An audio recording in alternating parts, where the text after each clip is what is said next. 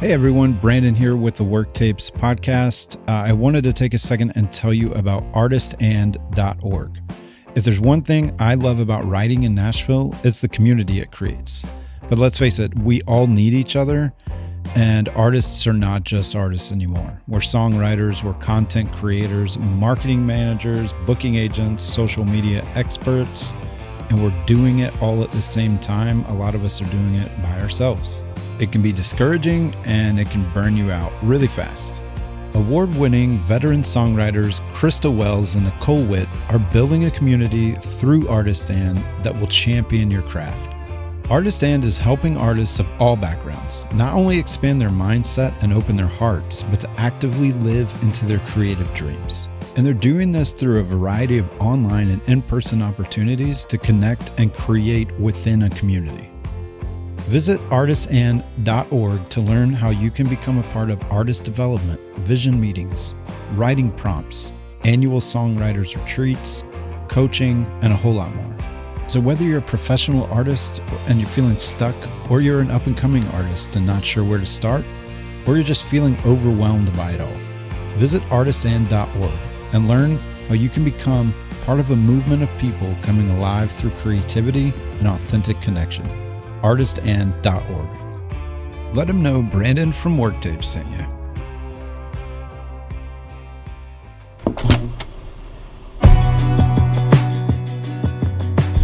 Welcome to Worktapes. This is a podcast where we tear apart songs.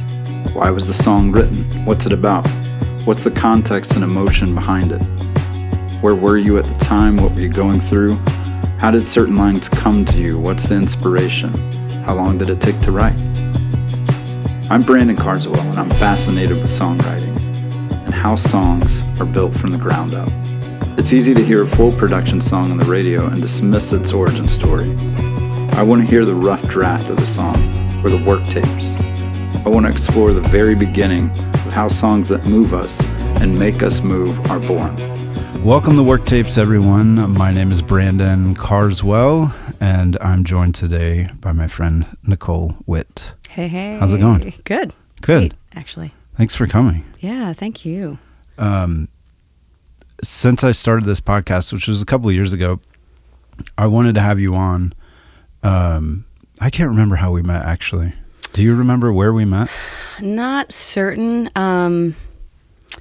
Maybe through Austin Moody, but it was definitely through Austin, but I just don't remember the place. Maybe like one of the recording sessions or something. Yeah. Oh, potentially.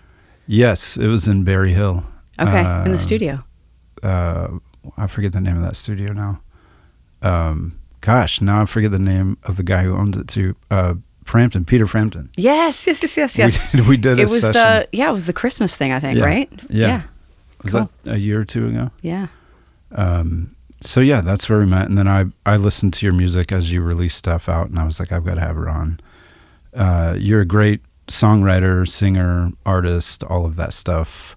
Thank you. Do you want to tell our listeners kind of just like a little bit of backstory, who you are, where you come from? Sure. What you're doing in this world? Sure. Go ahead, you have at it. How much time you have? Yeah, all day.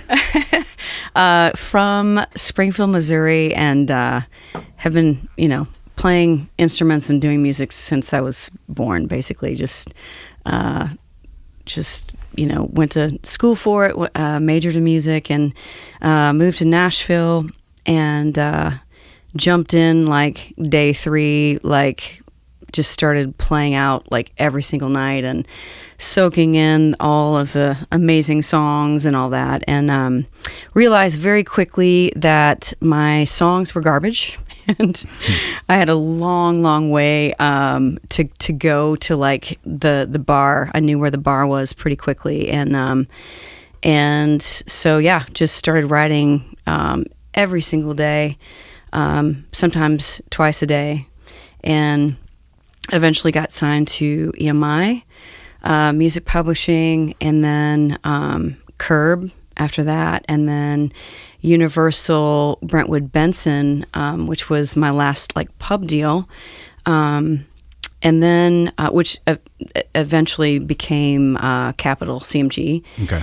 And then after that, my old band was signed to a record deal with Keith Stegall at Dreamline Entertainment, and we did that. And so it's been a long, very interesting, cool road. And then now I have the 615 Collective, which we tour a bunch and write a bunch, and I mentor a bunch. And I guess the newest thing is I'm jumping into the management world. So, I have a new artist that I love, and so that's cool. Yeah, walking You're down the road. It all. Walking down the road. So that's fun.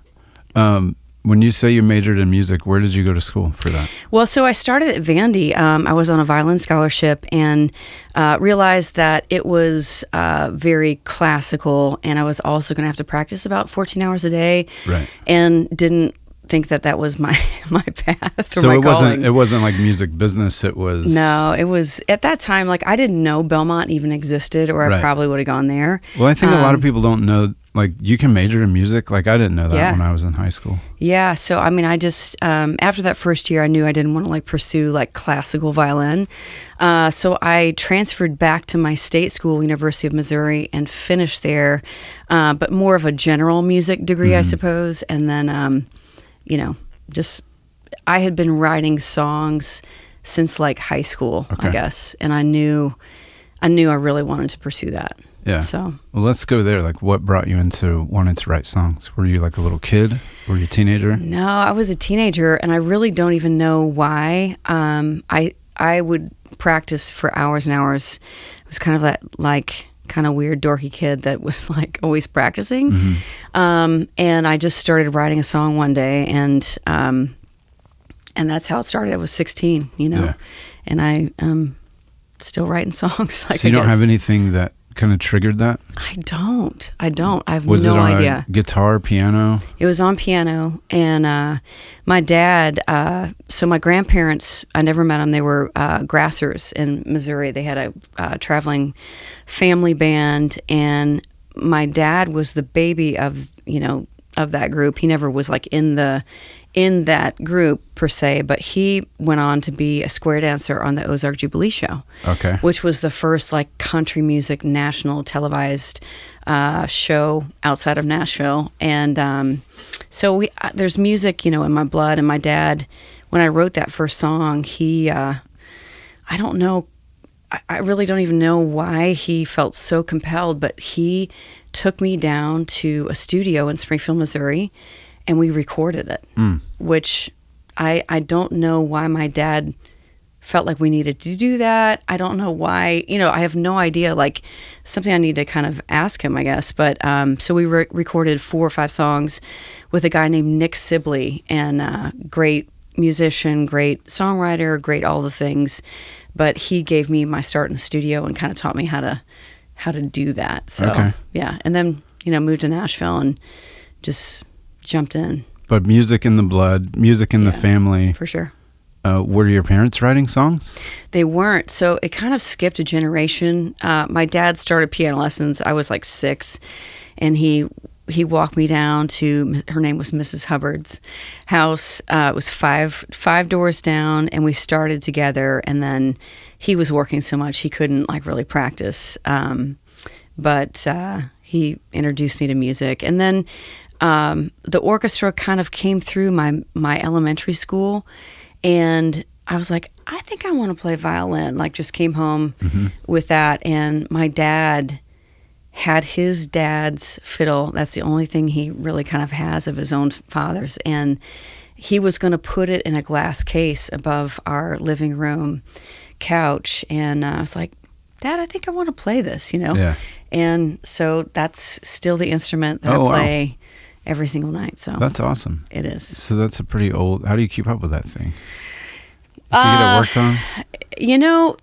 I from time to time I do have it worked on, but it's 101 years old, and it sounds, it's kind of like fine wine.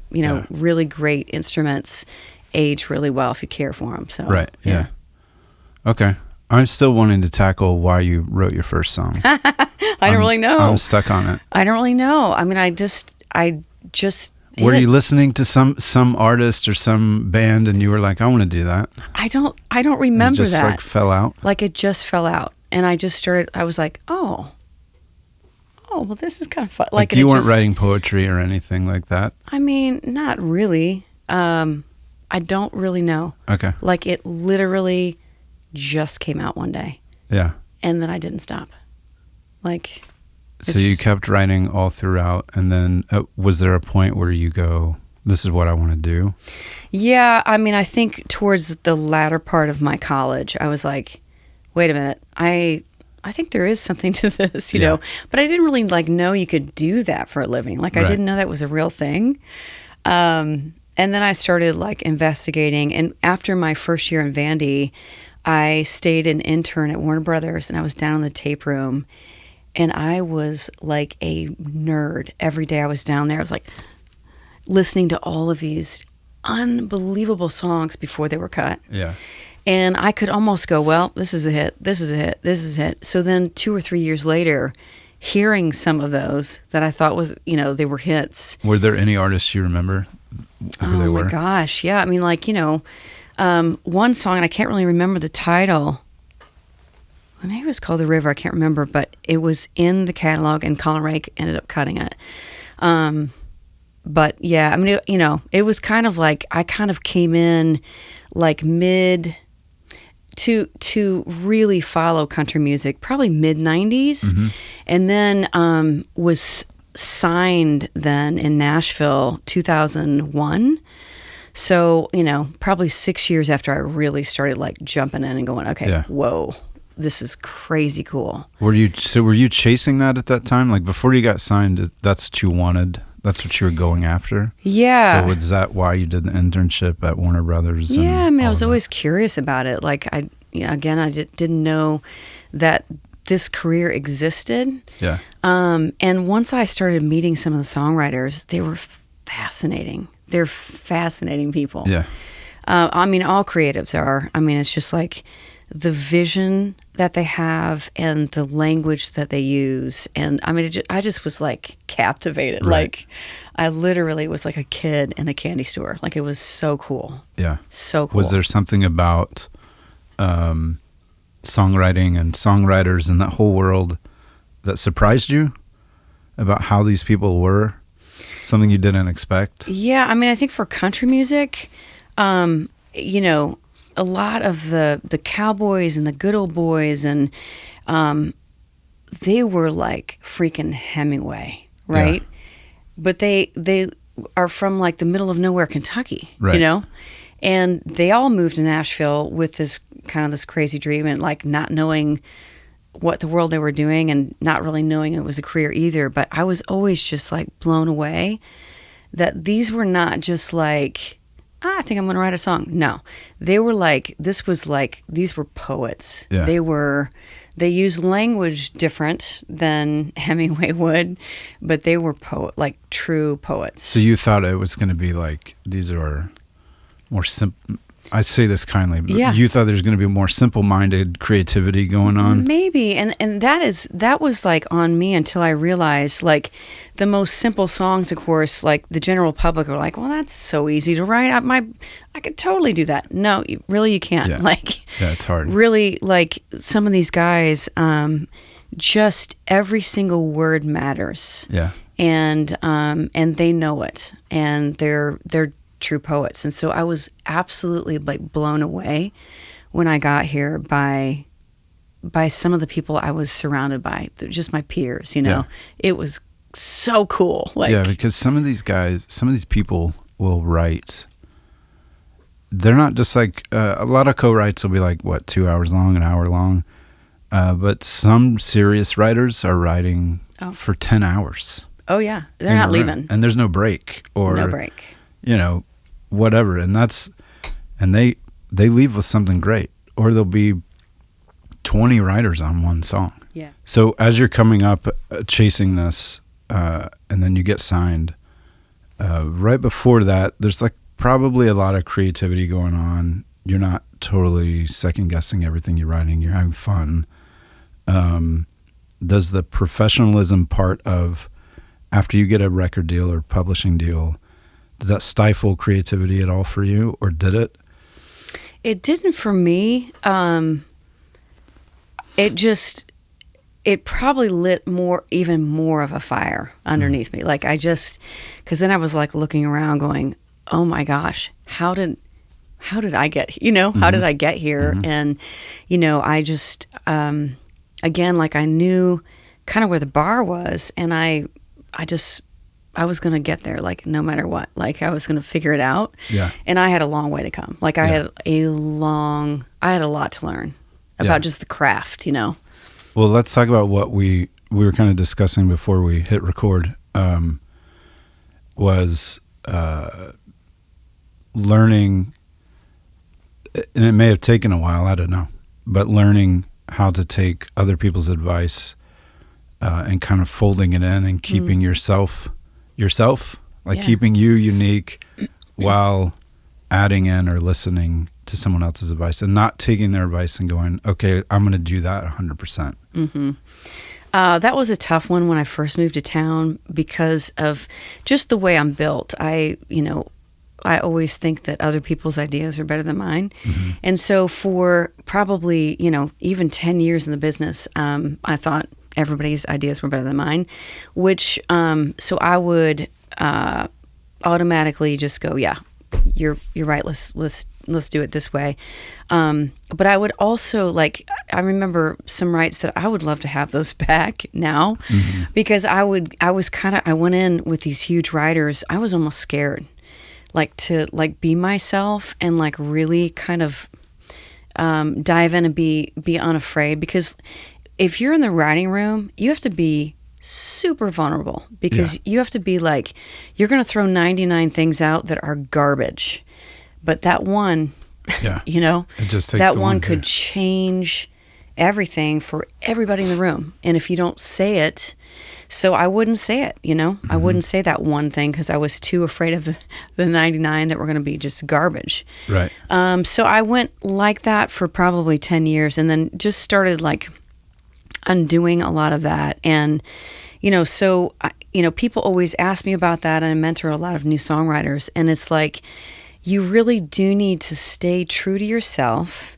You really do need to also listen to what veterans are telling you, because they do know, but you can't lose the kernel of the creativity, because what they need is the kernel of creativity. They don't have that. They've written thousands and thousands of songs, and the one couple of lines, or the way that you turn the phrase, or the way that your melody is, they don't have that. You need to bring that to them. So, it's kind of a marriage a lot of times between figuring out what you need to bend on and what you need to, So I think, the best way to go about it is just kind of going in with grace and kind of open-handed. And then if something is really if you do need to speak up and go, hey guys, I always say, this is probably not it. Yeah. I preface that, or I say that probably 25 times in a co-write, because I know it's probably not it, but I know it's going to get us where we're going. Right. Stepping stone. It's stepping stones. Yeah. And I didn't understand that when I first started. So in that regard, what keeps a song, or what keeps songwriting unique? So as you're mentoring other writers now, and you've been in this game for so long, it's easy to want to copy kind of industry fads as a writer and go, well, I could write a song similar to this big song that's out now. Maybe I could get it landed with somebody else, or do it myself. And I feel like, personally for me, that's a bit of a trap. And not that it's a total sellout, because I get the thing, you want to make something that people want, and they obviously want what is currently popular. So how do you engage both of those things and keep your writing super unique? Because at some point, the fad's going to change. Oh yeah. And maybe you're the one. Yeah, you might be the one that throws that idea that's well, this is probably not it, but it could be if you just go out on a ledge and try it out. That is also that's a difficult line, because I think, again, when I was first starting out, I was writing just what I wanted to write, just what I thought might be good. And even though, like, I want to go back and rewrite some of those songs, because the creative kernel, the core of it is really great. But because I didn't understand the craft of it, it's not great. It's not going anywhere. Like, it needs to come about 20% more to like get it anywhere. So what I did spend a ton of time doing, and still do to this day, is I, going back to my inner nerd, which I am a big time nerd, I will listen to, usually over Christmas when I have a bunch of time off, I will listen to the top 100 hit songs, and I like take them apart. I go, what's the tempo? I go, what chords are they using? What is the content? What are the similarities between all these, and what are the differences between these? So I try to like analyze all of them, and there is 90% of the songs are kind of around these, these sort of like ideas, or this chord structure, or this tempo. Like, it's crazy, but if you really start like tearing things apart, you'll find like a bunch of similarities. So it's like people want what's different, but they also need to have a home. Like, they need to like have one toe on the ground where they're like, okay, you know, or they're not going to listen to it. It needs to still have something that our ears are going to be, it needs to still be, I use the word accessible. Yeah. Still has to be accessible. Still needs to make everybody like want to sing with it. So, starting with like a kernel that's kind of maybe out there, and write it, take the editor out of the room, write it. And then 2 weeks later, typically I go back with my editor cap on, and I go, wait a minute. Okay. These 2 lines are not right. This chord, although I thought it was cool that day, it's too out there. And I'll usually kind of like, it's over here, and I usually kind of take that song like right about here then, and try to center it up a little bit. But it's a bit of a dance. Like, it's really difficult. And it's time consuming to write like that. Yeah. So I just think, you can't do that for every song. Right. So,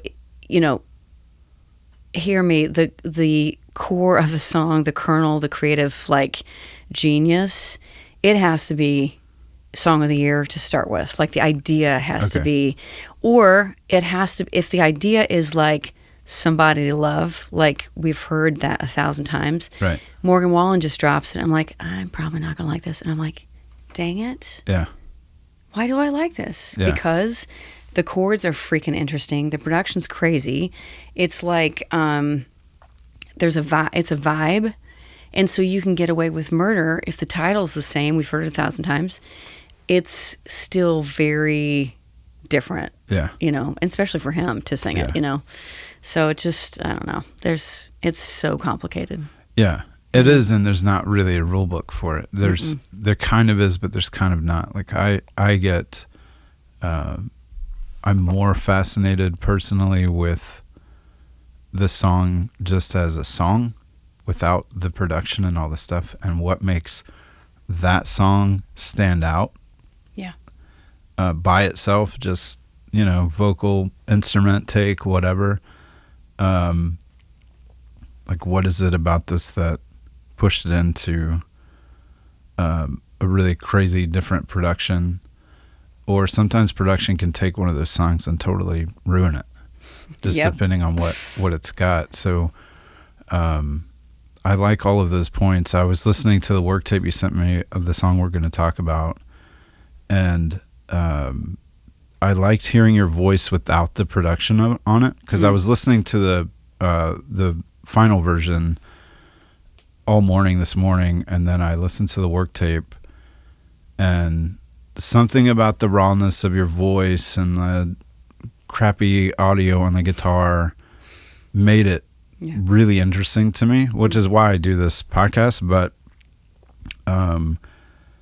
sometimes I wish artists would just release a guitar vocal record or something where it's just like, hey, let's take all the commercialism stuff out and let's just hear it.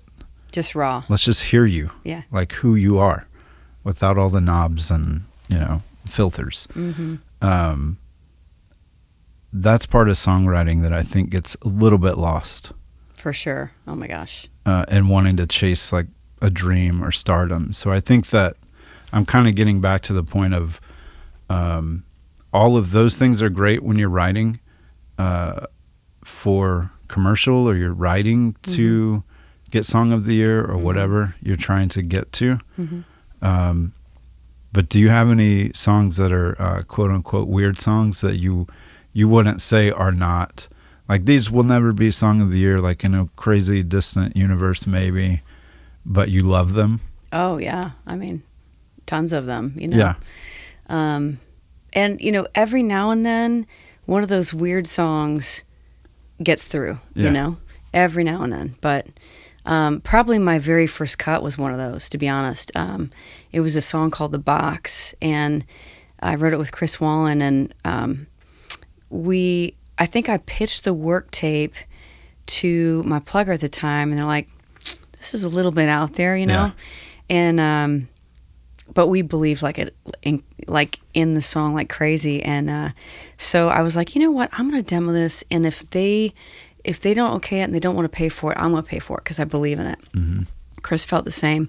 So Bobby Terri, who is an amazing producer, ended up doing a demo for us, and I remember bringing it back and playing it, and the guys were like, oh my gosh. Yeah. So that production like really kicked it over the edge, and it ended up that was my very first cut. Diamond Rio put it on their record, and but the whole premise of the song is living outside the box. Yeah. And so it's funny to me that was my first cut, Yes. So. Yes. What did that feel like? Was that like, did you feel more like you found like a breakthrough moment then, or when you got a deal? I think both. Yeah, I think both. Yeah. Yeah, they were, just like your first one, and then the first time you get a single, and and I heard that on the radio. That was big. Yeah. Yeah. But you've written with a ton of people. George Strait, Lee Brice, Terri Clark, Rodney Atkins, and the list just keeps going. I have been blessed. Yeah. For sure. Yeah. I want to ask you if you have a favorite of those, of who you've written with, but I don't know if I should put you on the spot with that question or not. That's or tough any because good stories, like sometimes co-writes can fall apart or they just become something else or whatever. I don't really have, so George Strait, I never got to write with him. He just ended up cutting cutting that song. But I have written with Lee Brice and Terri Clark. I mean, I think one of the funniest stories to me is probably the Terri Clark song, because that was my first radio single. She doesn't do very many ballads, and it was something that really hit her. It's called She Didn't Have Time, and kind of about, I think she found herself in the story. Her mom, she was very close to her mom. And so, she records it, they release it, she releases it to radio. And then much after, we started writing again, became kind of more friends, and she told me, I will never forget that song, the chorus changes every time. And she was like, oh my gosh, I could not remember the lyrics. She was so irritated some nights because she's like, why are there so many words in that song? Yeah. So I think that's pretty funny to hear from the artist that cut it, and then, it's always a surprise to me, here's the work tape, then here's the demo, and then how does the artist envision the song and how they cut it, and it's usually quite different than you think, which is cool, It's like the I remember when Johnny Cash put out all of those American recordings of Rick Rubin, and there were so many covers on that, and it introduced a whole world of people to Nine Inch Nails and whatever, but the the songs he was doing sounded nothing like. Nothing. He made them, his own. Yeah, and that's the trickery of being an artist and a writer. Because what if those writers were just like, no, that's not what I was intending for this song. I mean, every now and then that probably happens. I'm sure. But like if Trent Reznor was like, no. I don't think so. Not today. Do you want to talk about kissing? I assume you're talking about the song Kiss. Talking about the song Kiss. Yes. That song had vibe on it since the day we wrote it. So John Paul White and I were both at EMI. Mm-hmm. That was both our first deals, and we met there and, kind of just kept up with each other through the years. And after the EMI deal, I move on to Curb. He ends up having huge success with the Civil Wars, all that. Well, at some point, and I can't really remember if he was already in the middle of that. I can't remember the timing of it all, but me and Chris Burgenis one day went down to Muscle Shoals, and we were going to write with John Paul, and he was like, hey, let's write at Fame. So he knew Rick, and great, we're going to go write in Fame, which was already awesome. Like, right. That place is like... And Fame's like a really, for our listeners that don't know, it's like a really iconic studio. Iconic. I mean, some of the There's movies about it. Oh, yeah. I mean, just some of the most iconic artists have recorded there. And so the walls are talking. Yeah. Like, there is so much that happened in right. that studio. And so to have an opportunity to write in Studio A, right where Aretha Franklin sang, and I just was like, oh my gosh, like there's it's just one of those days I will just never forget. Sure. So we're writing right in the center of Studio A, and I can't even really remember like how the song got started, but I was on there's a grand piano in there. I'm on the grand, John Paul is on his guitar, Chris is in there, and we write this song Kiss. And we felt like we had something that was emotional, and a lot of people could relate to it. It's a relationship story, and I think it's a lot of people feel that just your emotional connection with somebody over time, you have to nurture that, and if you don't, people kind of back out of things, and right. and they find themselves just not in love anymore, Sure. So we kind of wrote it from the perspective of like, kiss like you want me, like you have to have me, Yeah. And so or kiss me goodbye. Yeah, or kiss me goodbye, yeah. And I think people, can relate to that. So anyway, we leave that day. We felt like we had something. We ended up demoing it pretty pop. And I remember Eric Hurt, who's now at Empire, was my plugger at the time. He's like, hey, I got this guy. He's going to be a great producer for this. He was the right producer. It immediately goes on hold for Katy Perry. Carrie Underwood's looking at it like, I was like, oh my gosh, this is amazing. Well, as we all know as writers, things go on hold and off hold very easily, and so it never got cut. And right. So now it's COVID, and I'm thinking like, I'm going to cut a record. I have not done this before. This is dumb, and I have the time. You never cut a record before? No, I'd cut so many demos.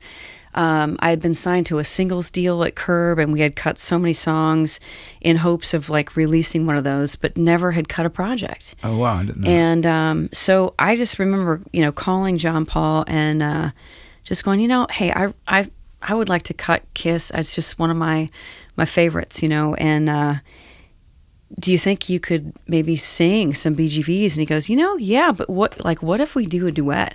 Yeah. And I was like, yes, that would be awesome. You're pretty seasoned in that. Oh my gosh. So then we ended up cutting the record. And what was so cool, so Gabe and Gideon Klein cut that record, and they're geniuses, and they're also like good friends of mine, and they're purists and they want the best for the song. So they're like, you know what, we can do the vocals here, or we can drive down and sing the vocals where y'all wrote it. Oh yeah. And I was like, yes, That's the vibe. that's what we're doing. So we run down to Fame, and they throw up the wall right in the center of Studio A, right where we wrote it. And the wall had like a little window, so I could see John Paul through the wall. And they went old school. They did not put us in a booth and I'm singing my part and then he sings his part. Nope. We cut it 3 times or 4 times. Live. And Nice. we were done. And was there post-production, or it was all done right there? Not much. Yeah. Not much. And That's fun. it was so fun. And, you know, so I obviously had been preparing for the song and to be cut. And so I've been singing a bunch. And, but to see my peer and my friend, and obviously, I mean, everyone knows him. He's an amazing artist, but to see him in action and see how pro he really is. Yeah. And like, we would do cut number 1, and I'm seeing him over there with a pencil, and he's probably sitting there going, okay, I need to, like, she's singing it this way, so I need to go up a little bit here or down, like, whatever. He is such a freaking pro. Yeah. That it was like, it was gold. Yeah. Like, it was just gold immediately, you know? I wish he was singing on the work tape. Yeah, I mean, you know, He's you can on there, hear him. yeah. Yeah, he's playing, you know, and you can hear him on the work tape. But I don't think we thought it was gonna be a duet. Like we Yeah. had not thought about it in that way, you know. What's the timeline between? Actually, how about this? Yeah, Let's listen to the work tape great. before we get out of work tape territory. Yep, let's do it.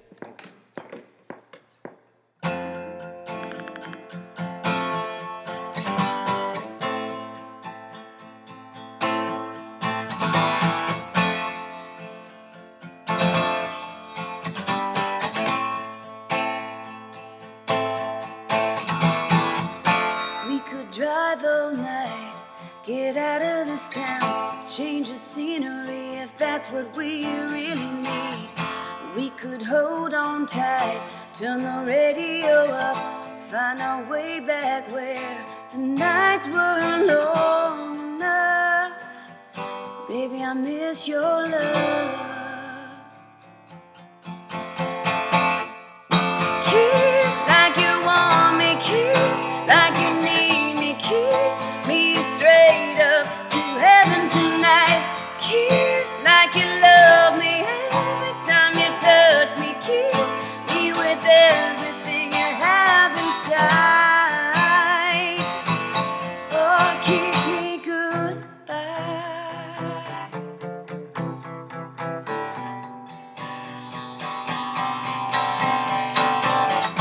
Wanna touch the fire, feel it burn, baby, steer my love, make it feel dangerous. Baby, won't you be my whiskey tonight? Let me drink every drop and take me high. My lips don't lie. Kiss like you want me, kiss like you need me, kiss me straight up to heaven tonight. Kiss like you love me every time you touch me. Kiss me with everything you have inside. Oh, kiss me goodbye. Make me believe that there's more on this side of the door. Lean into me like kiss like you want me, kiss like you need me, kiss me straight up to heaven tonight. Kiss like you love me every time you touch me. Kiss me with everything you have inside. With everything you have inside.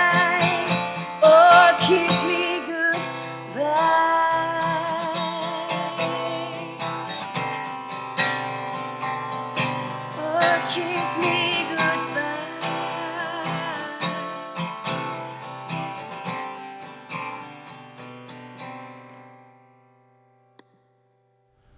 Okay, so what's the timeline between when you wrote it and when you cut it? I mean, potentially 10 years. I can't remember exactly. And I can't remember I remember the day like so clear, but I can't remember like a specific year or any of that, but probably 10 years, it sat there. So do you think that, I feel like I know the answer to this for me because I just don't care, but do you think that cutting a song like that was so close and was getting on hold, you cutting it, does that mess things up for that song if you wanted to pitch it again, or does it help it? I hope it helps it. Like, you hear all these stories that like songwriters and artists who wrote songs that are not like exactly for them, they'll cut it in hopes that like somebody hears it. And sometimes they do, you know? And so I guess, it's out there. So like Katy Perry, if you want to cut it. I mean, I can definitely, when you said that, I was like, oh yeah, that makes sense. Because once you get to the hook, it's like 100% pop. Yeah, if it was done pop, it would slay and pop, you know? So. Yeah, it's really great. It's a great song. And the Worktape is, like I said before, it's fun because your voice is not like a strictly country voice to me. Mm-hmm. It's like, I would actually love to hear your voice like rock and roll. Oh, cool. I think that would be, like, you would kill it because you've got, your tone is just not, it's not country to me. Yeah. But it works on country, of course. Yeah. No, I think you're straight up. Yeah. And I would like to hear you do just a acoustic guitar vocal. Do something like that. Yeah, I have had several people say that to me recently, and also say they would like to hear me cut a live record. Yeah, that'd be cool. So, because your voice has these interesting dynamic tones to it, and it's not like a one straight thing. Yeah, I could. When I heard the Worktape, that was my immediate thought. Like, get a nice Warren Martin. And put your voice over it, and you've got it. Okay, all right. Maybe a steel. I don't know. It might need a steel. You can give me a production credit, like Brandon gave me all these ideas. What do you have going on now? You're doing 615 Collective, which is, I've known Mike Logan for a really long time. Yeah, that guy is like pure gold. One of the best writers. I mean, I don't know if it was before, right when he got his first deal, we were hanging out a bunch. And we would go, all of our friends would hang out, and they'd always get Mike to play a song. All of us would play songs, but the only time everyone would shut up it's for him. Was when he started playing. Yep. He just like controls the room, and it's not like he's trying to, it's because his song and his tone, everything just sucks you in. It does. He is one of the best out there.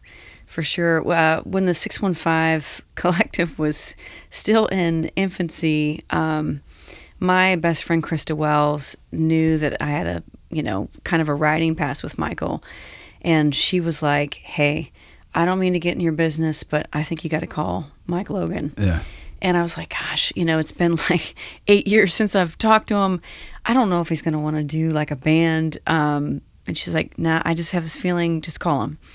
And so he was my first call. Nice. And it kind of went from there. But yeah, these guys are all like pro, all like solo artists. All have had either #1 records or huge cuts, or Michael has just a crazy amount of like TV shows, commercials. Like, I mean, that guy's like sync guy. So they all have like huge careers, and then when we come together, it's very much like Little Big Town or Fleetwood Mac, and the 615 Collective is starting to grow for sure. Like, people are definitely seeing it as a band, I think, now. Yeah. And so every single year, our amount of shows and really amount of everything is doubling. Yeah. And so this is year 3. We just celebrated year 3, and that's cool. Yeah, so there's a lot of really great things coming in 2025. So Good. Yeah. It's very cool. Like I like the I kind of miss some of the bands that have really tight harmonies. Me too. It's not. I'm not saying it's not done anymore. Maybe I'm not looking hard enough or something. But you guys have it and nail it. Thank you. Everyone's super great. So you're diving into management. And what else? You know, I guess the management thing, I've been kind of managing the 615 Collective since the beginning, kind of do the advancing and about half of the booking. And so I really, and then I've been doing a lot of mentoring. Me and Krista Wells have something called Artist And. Okay. So we mentor, and we have been mentoring songwriters and artists of all kinds for about 10 years now. And so I think all those worlds kind of collided, and since I've been an indie artist for so long, I kind of just started kind of going, well, wait a minute, I kind of do know about touring, I kind of do know about licensing, I kind of do know about merch, I kind of do and I started kind of taking a little bit of an inventory, and then what I love to do, and I love to help people, you know? Yeah. And so the management thing, I've been scared to do it, and kind of started doing some artist development last year, and found an artist that I love, and so I'm jumping in. We'll see. Cool. Yeah. And what's the artist and stuff you're doing? What does that look like if an artist wants to get involved with you or songwriter? Yeah, so they can find us on artistand.org online. They can find us on Instagram, artist.and. But we do like 2 or 3 songwriting retreats or online things or in-person like Nashville things per year. And then Krista does a lot of like resilience, find your voice, things that are not necessarily like creative, but things that creatives need to be successful. Because we started taking inventory, and like a lot of the reasons that songwriters quit or artists quit are reasons that we feel like if someone can help them work through a couple of issues that are kind of surrounding even like confidence, you know, just easy confidence building exercises. And Krista is such a beautiful soul and also a great coach. She's been doing it her whole life. I think she's so good at that. And so the two of us together, I guess we just both have a heart for like, we just want to bring the next generation up, you know? Yeah. And try to pass on what we know. And then sometimes they teach us. Yeah. And then thank God, you know? I like this. I'm interested in it. So you have artists that come in, you kind of, I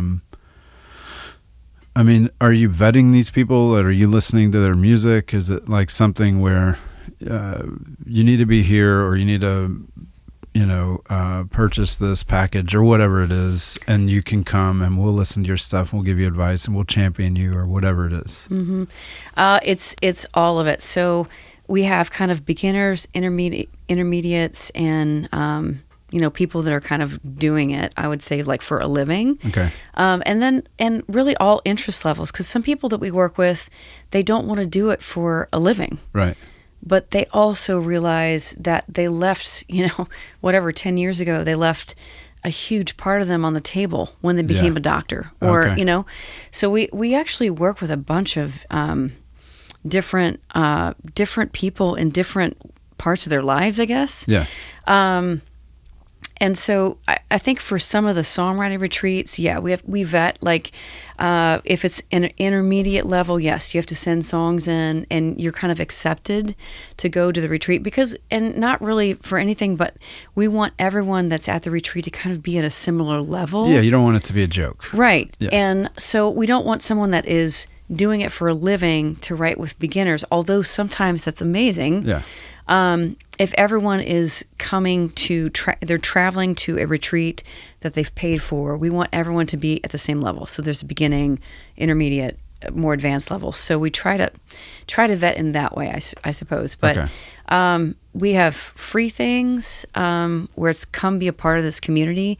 Krista does meetups. Like she's doing something with Drew Small in a week or two where he is like a social media guy. And he helps people like build their platforms. Oh, that's smart. And it's free. Because I hate doing that. Anybody can come. I feel like a lot of artists hate doing that. Oh my gosh. It's like... And then there's burnout, and then you feel like, well, if I'm not doing it, then Yes. there's no point to even do this at all. Yes.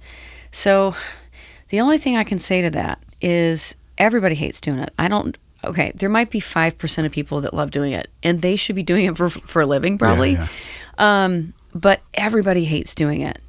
So let's start there. And so I have become a huge stickler because I think I've seen too many of my friends who are masterful songwriters and artists spend their life writing their life's work. Yeah. They finally do it. They finally record it. They finally spend all the money. And then it sits there because they don't market it. And so I'm like, either you have two choices. Either you have to pay someone to do it for you. Awesome. If you have those funds or you raise those funds, I would do it that way personally, if you're not good at it. But I have trained my own brain and I'm still not good at it. Like I'm kind of garbage can novice. I'm not good. I have friends that are like really good at it, but Sarah Darling, she's better than labels. She's great. But I've trained myself to go, okay, even though you hate this, move your brain. You have just spent your life's, a ton of money and time making this album or whatever it is, like you're a visual artist.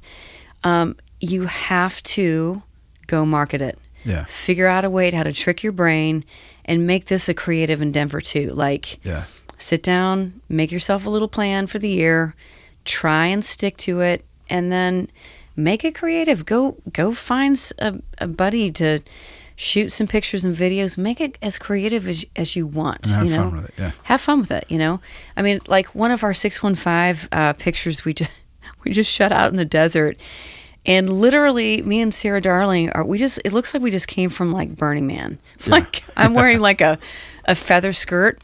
I would never wear a feather skirt probably, but I'm like, you know what? Why not? Why not? I want to make this fun. Yeah. I'm going to wear a feather skirt. This is weird, you know? Content's weird, isn't it? It's like, weird. We talk about it all the time, me and my brother, because it's like people don't really care. They just want something to eat. Yeah. I look like an ostrich.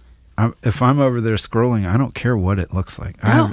If it engages me, right, that's what I want. If you see it, you're going to be like, yeah, kind of weird, kind of cool. That doesn't mean you have to be lazy about it, or No. like, you don't want to put in the work to make it look good or fun. But yeah, I do agree. Like people, I'm one of them that overthinks that, overthinks on posting and all of that. Like, am I being too egocentric? Am I? Oh, it's so hard. Yeah. All of that stuff. Yeah, because there is a line, but I think at the end of the day, and this is, I guess, how I operate.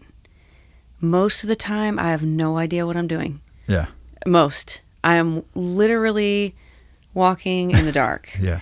But I'm like, well, if I don't move forward, then... Yeah, that's what I was going to say, is you're walking, though. And it's scary because, like, half the time, it's not the right thing, or it's garbage. But the other half the time, like, I'm like, well, okay, that was probably good that I walked forward and started doing something. Yeah. So... Because what if you didn't? What if you had the 615 collective idea and you told yourself it was dumb and Mike Logan's not going to come be in it or whatever. Yeah, I mean, all of those thoughts were in my brain. Yeah, and then you sold it on yourself and didn't do it. Yep. And I think all those guys would say, we're having kind of the time of our lives because no one is really overthinking anything. Yeah. And I think that's why people are kind of like catching on. Like probably 80% of the places we played this year have already asked us back for next year. Great. And so we're like, all right, great. Let's roll, Keep it going, yeah. Yeah. That's awesome. So.